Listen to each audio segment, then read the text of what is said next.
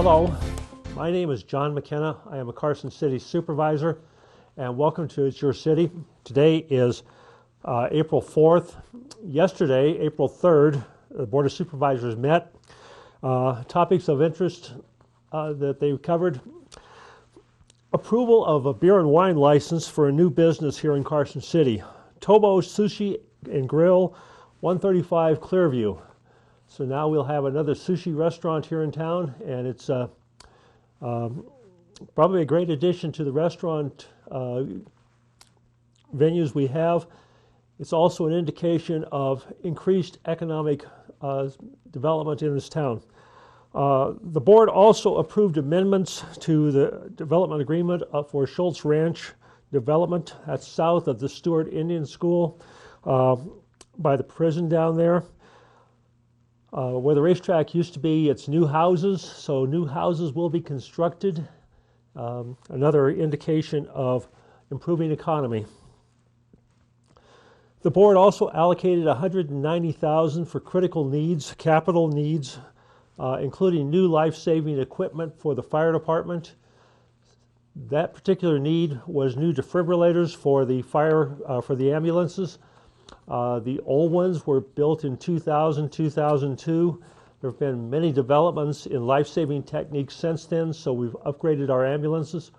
Once again, it shows the priority of Carson City is health and safety, fire, police, streets, maintaining a healthy community, maintaining a safe community. Another thing that we discussed, and it took quite a bit of time, was the forced collection of around $188,000 of property tax. Empire Ranch Golf Course owes the city delinquent property tax. It's 3 to 4 years overdue.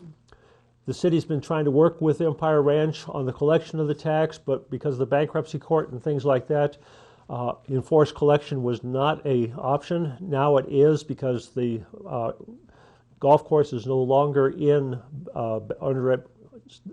bankruptcy, under bankruptcy protection.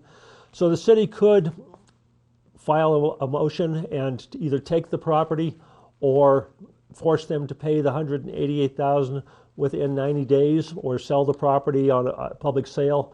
Lots of options there. The problem is we're trying to do what's best for the entire city. Normally, for small amounts of tax, such as if my house were delinquent, the city would just take it, and they would put it on the courthouse steps for auction, and the note holder would buy the property. The city would get paid its taxes. You, the citizens, the job that we were hired to do would be done. In the case of Empire Ranch, it's a bit more complicated. First off, Empire Ranch can control the use of a lot of treated effluent. That's sewer water. That sewer water is at a premium this year because of the drought. If Empire Ranch were to use all of their allocated water, then Silver Oak would not have much water, and Silver Oak Golf Course would go brown.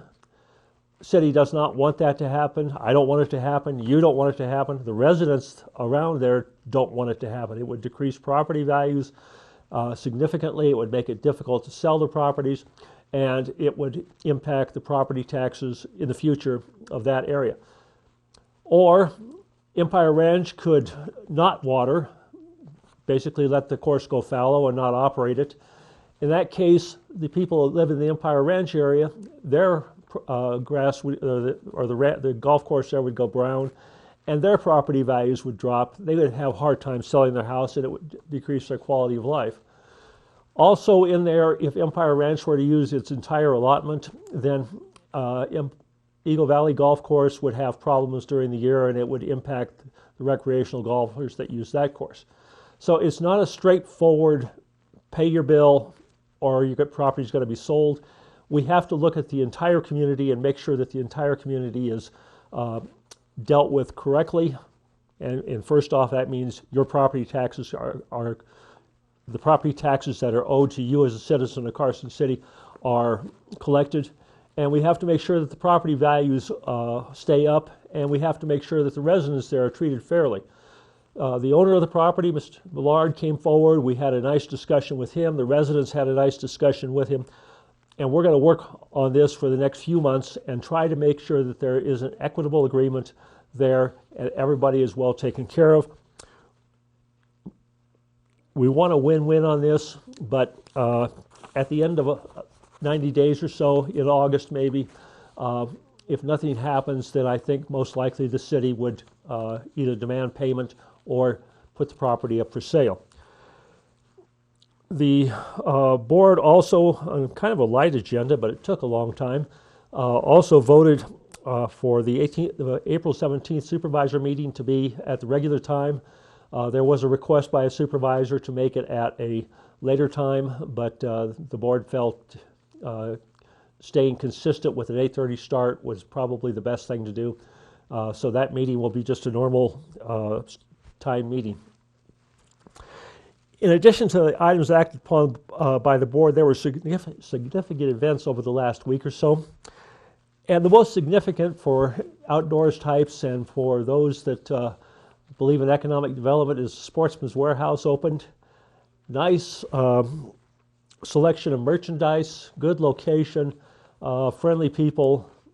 Apparently it's run, the manager is a Carson High grad, and she seems to have a very good staff there. Having a major outdoors equipment dealer here in Carson City is good because now it attracts people to the area. They can acquire things they need, and we get sales tax for it. Sportsman's Warehouse is interesting because it's in the Carson Mall.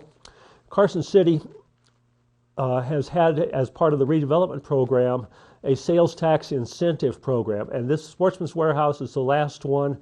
Sportsman's Warehouse in Beals is the last one that is part of that incentive program. We shut that program down about 3.5, 4 years ago when I first came on the board because we wanted to shift the economic development, the emphasis on economic development, away from the downtown and into all the corridors, all of the businesses in town, every property.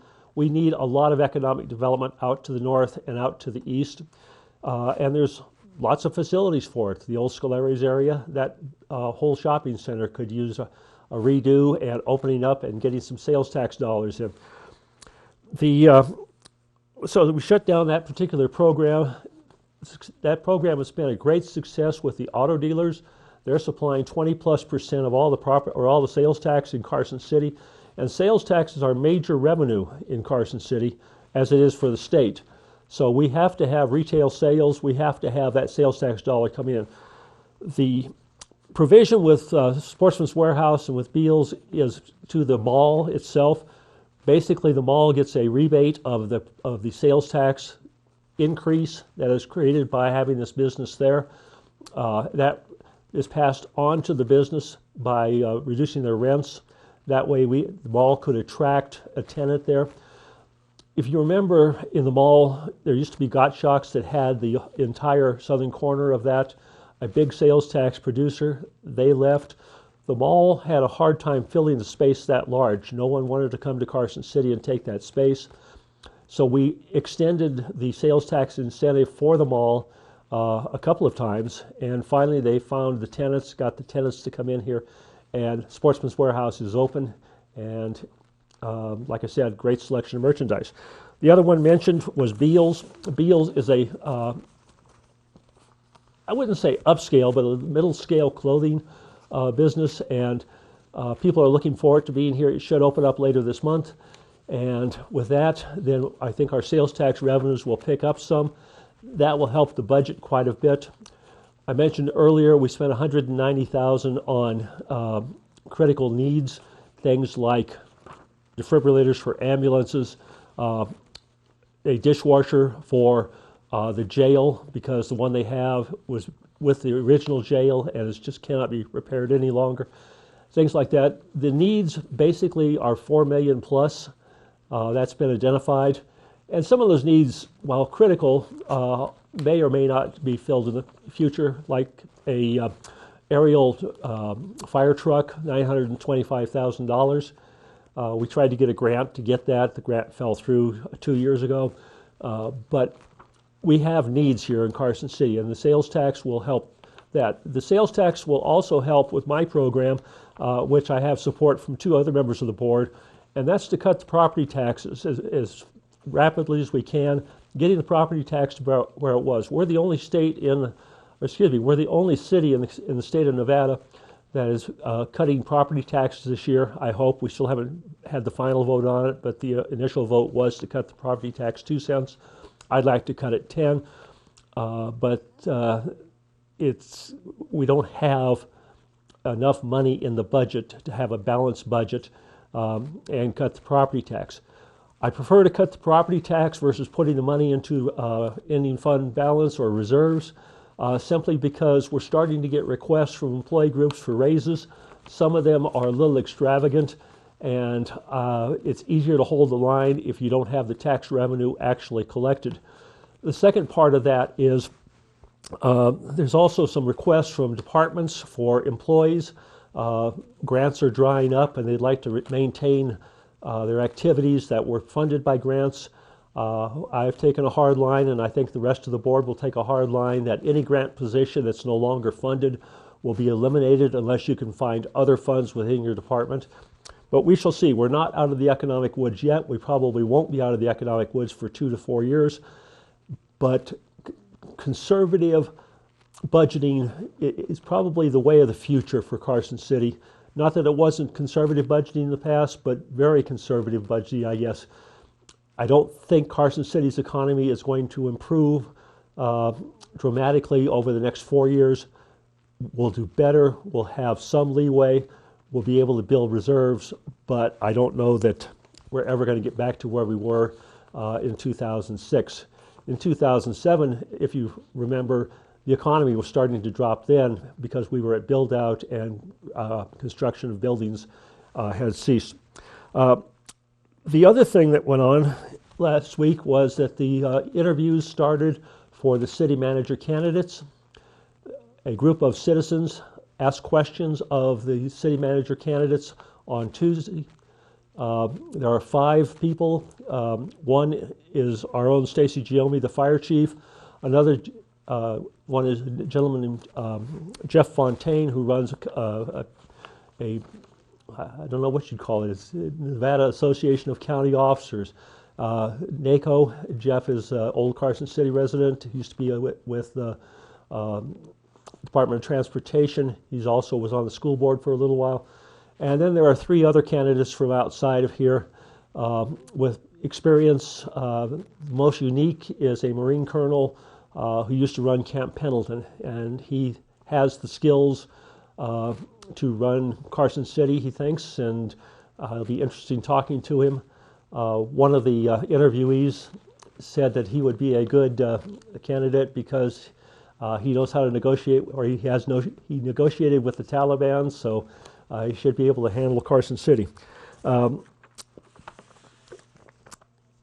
other thing that's going on is that basically as a party note, former city manager Larry Warner has accepted a interim post with the Douglas County. He'll spend 6 months there as their county manager. Larry retired from here. He did a great job for Carson City, and I'd like to thank him for all the years of service. Larry's an old Douglas County resident. His family has been there for 100+ years. Larry's being hired by Douglas County as an interim county manager is very good for Carson City because it will allow us to do some more regionalization and shared costs. The more we can share, the less money that you have to pay, the more savings we have, the better the service.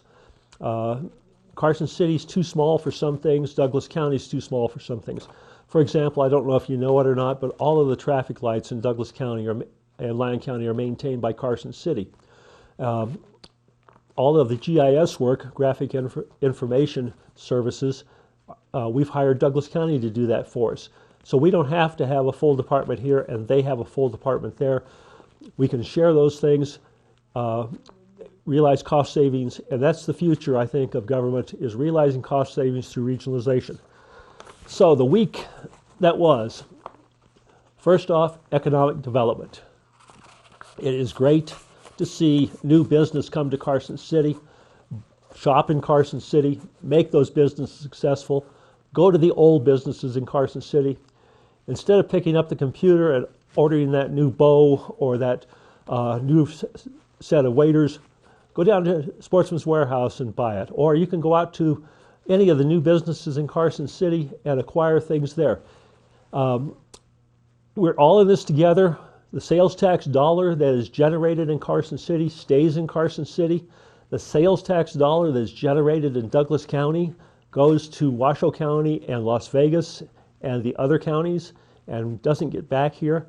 So I'm asking you to shop in Carson City, enjoy Carson City, and by the way, it's about 1 o'clock on Friday, the 4th of April, and the sun is shining and the birds are out singing, and it is a great spring, and I want to thank you for watching me.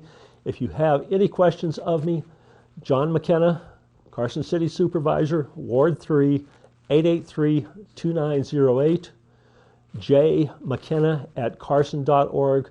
Please get a hold of me. I will get back to you just as quickly as I can, and we will resolve your problem, take your great idea and implement it, and if not, it'll just be nice to talk to you. Thank you.